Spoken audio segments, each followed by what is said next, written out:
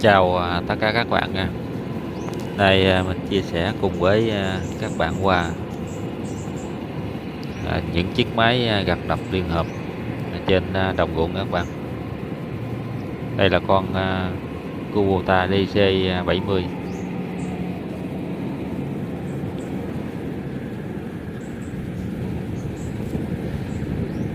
Đối với những con máy gặt đập liên hợp thì nó mang lợi ích đến cho bà con nông dân rất là tiện lợi trong cái công việc thu hoạch lúa.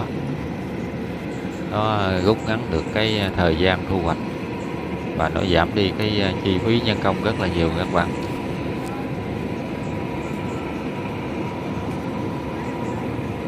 Trong cái thời kỳ nông nghiệp đã phát triển thì bà con sản xuất cây lúa chủ yếu là dựa vào những con máy khác nhau để hỗ trợ cho cái công sức lao động của mình.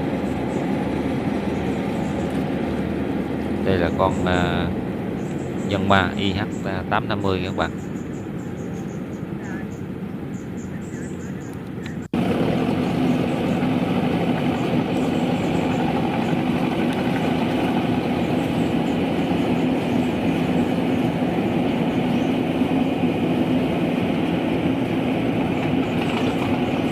Trong cái thời gian chăm sóc cây lúa từ khi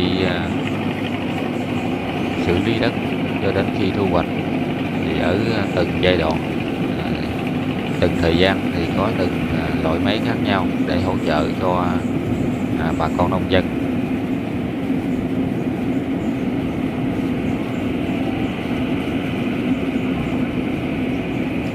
Xử lý công việc,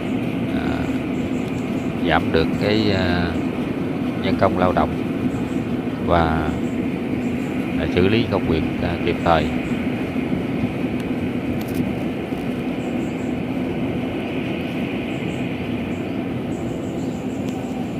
Trong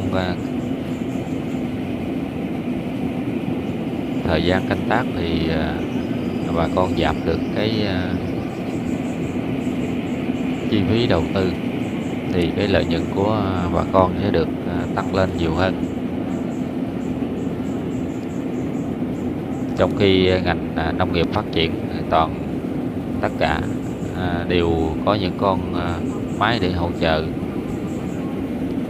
trong cái công việc sản xuất nông nghiệp, thì bà con trồng lúa chủ yếu là chăm sóc về kỹ thuật, cách bón phân và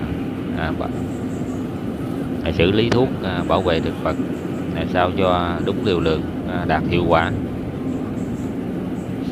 để cây lúa được phát triển, không tồn dư thuốc bảo vệ thực vật trên đồng, và đặc biệt là không giảm đi cái gây ô nhiễm môi trường.